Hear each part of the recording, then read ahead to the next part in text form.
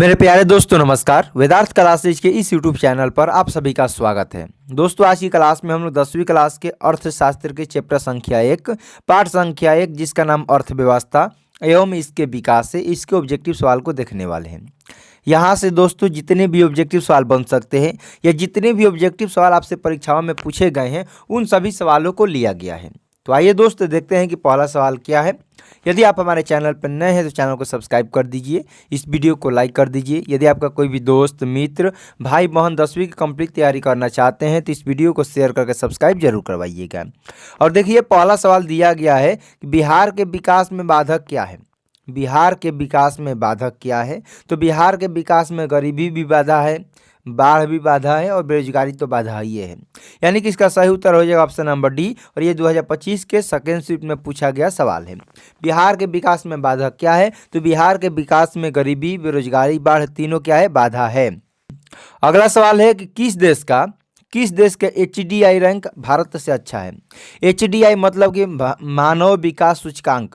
कौन ऐसा देश है जो मानव विकास सूचकांक में भारत से अच्छा है? तो इसका सही उत्तर हो जाएगा कि जो श्रीलंका अपना देश है वह HDI रैंक में भारत से अच्छा है। अगला सवाल है कि आर्थिक आधारभूत संरचना का अंग इनमें से कौन है।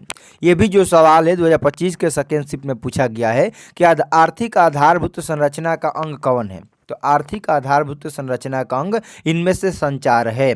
अगला सवाल है कि मानव विकास रिपोर्ट किस घटक के आधार पर तैयार की जाती है।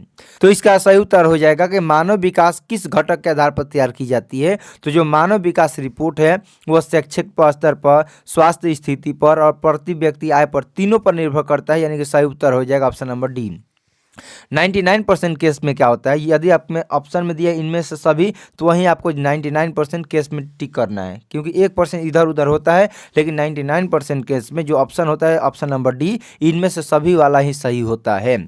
अगला सवाल है कि बिहार के विकास के बिना भारत का विकास संभव नहीं है, ऐसा किसने कहा। तो बिहार के विकास के बिना भारत का विकास संभव नहीं है, ऐसा डॉक्टर APJ अब्दुल कलाम जी ने कहा था। अगला सवाल है कि इनमें से पूंजीगत वस्तु का उदाहरण क्या है।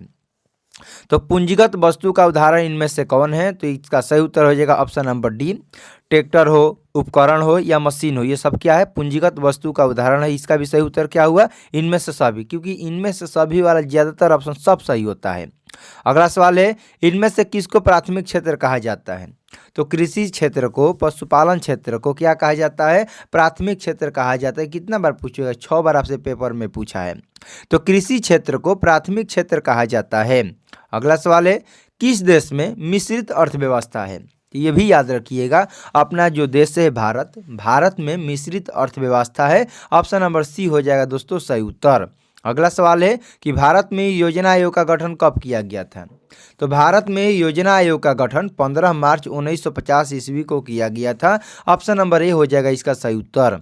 अगला सवाल है कि जिस देश का राष्ट्रीय आय सबसे अधिक होता है उस देश को क्या कहते हैं। तो ये भी याद रखिएगा कि जिस देश का राष्ट्रीय आय अधिक होता है वह जो देश होता है उसे विकसित कहा जाता है।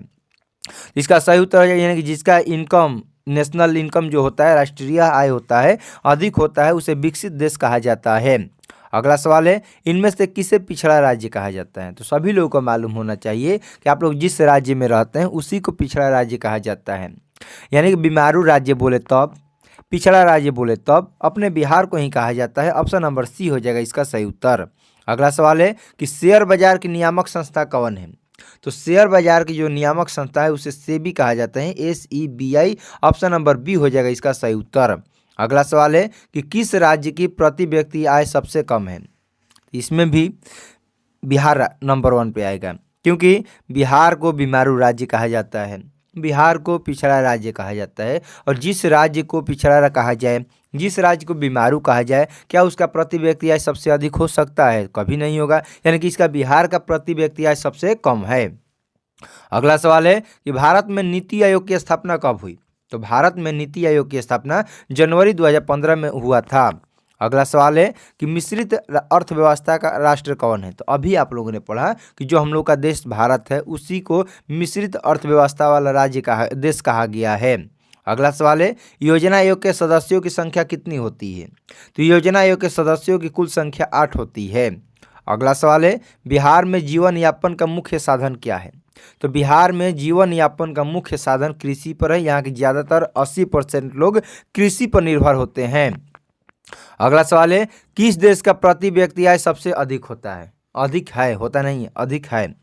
तो इसका भी उत्तर याद रखिएगा। श्रीलंका जो है भारत का पड़ोसी देश है। ऐसे सवाल आपसे पूछेगा कि भारत के पड़ोसी देश में किस देश का प्रति व्यक्ति आय सबसे अधिक है, तो इसका सही उत्तर हो जाएगा श्रीलंका। भारत के पड़ोसी देश में श्रीलंका का प्रति व्यक्ति आय सबसे अधिक है। अगला सवाल है कि योजना आयोग के पदेन अध्यक्ष कौन होते हैं? तो इसका सही उत्तर हो जाएगा योजना आयोग के पदेन अध्यक्ष प्रधानमंत्री होते हैं, प्राइम मिनिस्टर होते हैं। ऑप्शन नंबर ए हो जाएगा इसका सही उत्तर। अगला सवाल है कि भारत की आर्थिक व्यवस्था कैसी है? देखिए सवाल वही है, लेकिन पूछने का तरीका कई बार चेंज हुआ। वहाँ पर पूछा कि मिश्रित अर्थव्यवस्था कौन है, और यहाँ पर सवाल क्या चेंज हुआ कि भारत की आर्थिक जो अर्थव्यवस्था है वह व्यवस्था है वो कैसी है? तो भारत की अर्थव्यवस्था कैसी है दोस्तों? मिश्रित है। सवाल वही है, बस उसका पूछने का नज़रिया क्या हो गया है, अलग अलग हो गया है। अगला सवाल दिया गया है कि किस देश में समाजवादी अर्थव्यवस्था है? कौन ऐसा देश है जिसमें समाजवादी अर्थव्यवस्था है? तो अपना रसिया है। जो रूस है उसमें समाजवादी अर्थव्यवस्था है। अगला सवाल है कि गरीबी कैंसर रोग की तरह है, ऐसा किसने कहा? जो गरीबी होता है वो कैंसर रोग की तरह होता है, ऐसा अर्थशास्त्री कुजनेट ने कहा था। ऑप्शन नंबर ए हो जाएगा। अगला सवाल है, आप लोग इसको शेयर लाइक शेयर सब्सक्राइब करते रहिए। और अगला सवाल आपकी स्क्रीन पर दिया गया है कि किस क्षेत्र को द्वितीय क्षेत्र कहा जाता है? किस क्षेत्र को द्वितीय क्षेत्र कहा जाता है? तो उद्योग क्षेत्र को द्वितीय क्षेत्र कहा जाता है। अगला सवाल है, इनमें से किसको तृतीय क्षेत्र कहा जाता है? इनमें से किसको तृतीय क्षेत्र कहा जाता है? तो सेवा क्षेत्र को तृतीय कहा जाता है, कृषि क्षेत्र को प्राथमिक कहा जाता है, औद्योगिक क्षेत्र को द्वितीय क्षेत्र कहा जाता है। अगला सवाल है कि राष्ट्रीय विकास परिषद का गठन कब हुआ? तो राष्ट्रीय विकास परिषद का गठन 1952 ईस्वी में हुआ था। अगला सवाल है कि भारत की प्रथम पंचवर्षीय योजना का कार्यकाल क्या था? तो भारत की प्रथम पंचवर्षीय योजना का कार्यकाल 1951 ईस्वी से 1956 था। अगला सवाल है, आर्थिक क्रियाओं का उद्देश्य क्या होता है? आर्थिक क्रियाओं का उद्देश्य क्या होता है? मनोरंजन होता है ना भाई साहब, जीविका उपार्जन होता है। ऑप्शन नंबर ए हो जाएगा। अगला सवाल है, पशुपालन एवं मत्स्य पालन को किस क्षेत्र का अंग कहा गया है? तो पशुपालन बोले, मत्स्य पालन बोले, कृषि क्षेत्र बोले, ये सब किस में आ जाएंगे? प्राथमिक क्षेत्र के अंतर्गत आ जाएंगे। अगला सवाल है, प्राथमिक क्षेत्र में कौन सी आर्थिक क्रिया शामिल है? तो प्राथमिक क्षेत्र में कृषि भी शामिल है, मछली पालन भी शामिल है, खनन भी शामिल है, पशुपालन भी शामिल है। यानी कि सही उत्तर क्या हो जाएगा? Option number D. यहाँ भी ऑप्शन नंबर डी होगा भाई साहब सही, क्योंकि ज़्यादातर सवाल का आंसर ऑप्शन नंबर डी, इनमें से सभी सही होता है। अगला सवाल है कि विकसित देशों की आय में वृद्धि के लिए किस पद का प्रयोग किया जाता है? तो जो भी देश विकसित वाला होता है उसके लिए आर्थिक वृद्धि शब्द का प्रयोग किया जाता है। अगला सवाल है, आर्थिक आधारभूत संरचना का गठक कौन है? तो आर्थिक आधारभूत संरचना का गठक वित्त होता है, फाइनेंस होता है, रुपया होता है। अगला सवाल है, अर्थव्यवस्था के किस क्षेत्र को हरित क्रांति कहा जाता है? हरित क्रांति किससे संबंधित है? कृषि से संबंधित है। और कृषि किस क्षेत्र में आता है? तो प्राथमिक क्षेत्र में आता है। तो सही उत्तर क्या हो जाएगा? ऑप्शन नंबर ए हो जाएगा। अगला सवाल है, ऑपरेशन फ्लड क्या है? ऑपरेशन फ्लड क्या है? तो ऑपरेशन फ्लड एक डेयरी विकास से संबंधित रखता है। ऐसे तो ये सवाल हमको लगता है कि भूगोल का है, लेकिन यहाँ क्या है कि इकोनॉमिक्स में दे दिए, तो घबराना नहीं है। ऑपरेशन फ्लड डेयरी विकास से संबंधित है। अगला सवाल है, ब्रॉडलैंड आयोग संबंधित है? तो ब्रॉडलैंड आवेश जो है आयोग जो है वह सतत विकास से संबंधित है। ऑप्शन नंबर सी हो जाएगा इसका सही उत्तर। अगला सवाल है, प्रथम राष्ट्रीय मानव विकास रिपोर्ट किस प्रधानमंत्री के कार्यकाल में जारी हुआ था? तो प्रथम राष्ट्रीय मानव विकास रिपोर्ट अटल बिहारी वाजपेयी जी के शासनकाल में कार्यकाल में जारी हुआ था। अगला सवाल है कि भूमि का पारिश्रमिक क्या कहलाता है? चलिए जवाब बताइए, भूमि का पारिश्रमिक क्या कहलाता है? तो भूमि का पारिश्रमिक लगान कहलाता है। अगला सवाल है, योजना आयोग का गठन कब हुआ? तो योजना आयोग का गठन 1950 ईस्वी में हुआ था। ऑप्शन नंबर बी हो जाएगा इसका सही उत्तर।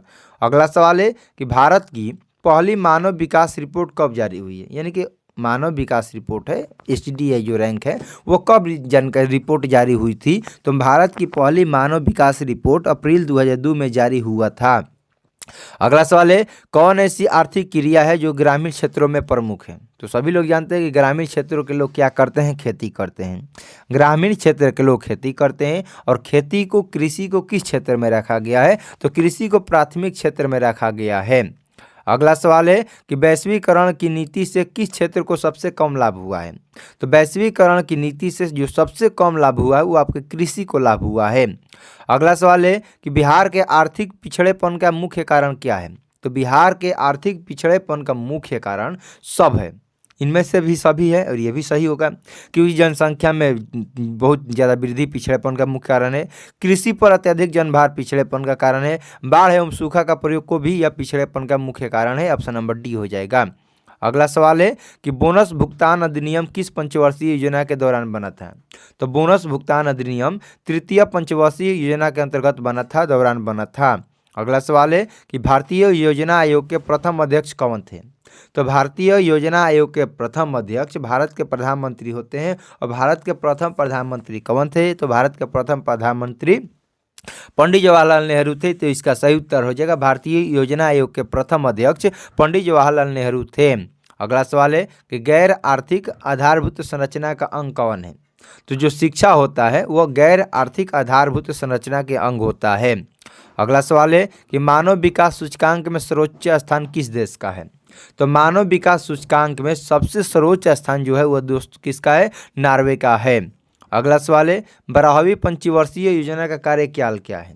तो 12वीं पंचवर्षीय योजना का कार्यकाल 2017 ईस्वी से 2022 ईस्वी तक था, यानी कि इसका सही उत्तर हो जाएगा ऑप्शन नंबर डी। 12वीं पंचवर्षीय योजना 2017 से 2022 तक थी। अगला सवाल है कि राष्ट्रीय मानव विकास सूचकांक में किस राज्य का रैंक सबसे ऊपर है? तो राष्ट्रीय मानव विकास सूचकांक में जो केरल राज्य है, केरल राज्य का जो रैंक है वो सबसे ऊपर है। अगला सवाल है कि 11वीं पंचवर्षीय योजना की अवधि क्या है? 11वीं पंचवर्षीय योजना की अवधि क्या है? तो 11वीं पंचवर्षीय योजना की अवधि 2007 ईस्वी से 2012 ईस्वी तक था।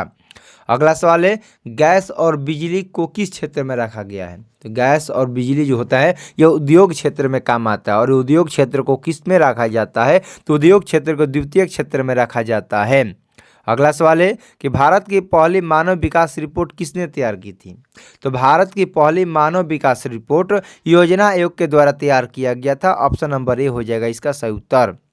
और यहाँ से टोटल अभी भी 7 सवाल है, टोटल 57 सवाल हमको लगता है कि यहाँ पर है। तो आप लोग ध्यान से अंत तक बने रहिएगा और लाइक शेयर सब्सक्राइब करना मत भूलिएगा। द्वितीय क्षेत्र को किस नाम से जाना जाता है? तो द्वितीय क्षेत्र को औद्योगिक क्षेत्र के नाम से जाना जाता है, उद्योग क्षेत्र के नाम से जाना जाता है। सही उत्तर हो जाएगा ऑप्शन नंबर बी। अगला सवाल है भारत में प्रथम राष्ट्रीय आय का अनुमान कब लगाया गया? तो भारत में सर्वप्रथम राष्ट्रीय आय का अनुमान 1868 ईस्वी में लगाया गया था। अगला सवाल है कि बिहार के विकास के बिना भारत का विकास संभव नहीं है, ऐसा किसने कहा? तो एपीजे अब्दुल कलाम जी ने कहा था कि बिहार के विकास के बिना भारत का विकास संभव नहीं है। अगला सवाल है कृषि का विकास किस पंचवर्षीय योजना का मुख्य उद्देश्य था? तो कृषि का विकास पहली पंचवर्षीय योजना का मुख्य उद्देश्य था। अगला सवाल है कि भारत की सर्वाधिक प्रति व्यक्ति आय वाला राज्य कौन है? तो सबको मालूम है, चैप्टर नंबर 1 पढ़े हैं। तो भारत का सर्वाधिक प्रति व्यक्ति आय वाला राज्य गोवा है। अगला सवाल है कि गरीबी रेखा निर्धारण का कैलोरी मापदंड किसने दिया? तो गरीबी रेखा निर्धारण का कैलोरी मापदंड योजना आयोग के द्वारा दिया गया था। ऑप्शन नंबर बी हो जाएगा। और यहाँ से हम लोग का अंतिम एवं लास्ट सवाल देखिए, कार्यशील जनसंख्या का बड़ा हिस्सा किस क्षेत्र में कार्यरत है? अपने राज्य का जो कार्य, अपने देश का जो ज़्यादा बड़ा वाला हिस्सा है वो किस क्षेत्र में है? तो कृषि क्षेत्र में है। ऑप्शन नंबर ए हो जाएगा इसका दोस्तों का सही उत्तर। क्या हो जाएगा? Option number A. Option number A हो जाएगा प्राथमिक क्षेत्र। प्राथमिक क्षेत्र हो जाएगा इसका सही उत्तर। तो चलिए दोस्त, आज की क्लास को यहीं पर समाप्त करते हैं। क्लास कैसा लगा कमेंट में जरूर बताइए। यदि आप हमारे चैनल पर नए हैं तो चैनल को सब्सक्राइब कर दीजिए, इस वीडियो को लाइक कर दीजिए। यदि आपका कोई भी दोस्त मित्र भाई बहन 10वीं कंप्लीट तैयारी करना चाहते हैं तो इस वीडियो को शेयर करके सब्सक्राइब जरूर करवाइए। मिलते हैं अगले क्लास में ऐसे ही कंटेंट के साथ। तब तक के लिए आपको जय हिंद, जय भारत।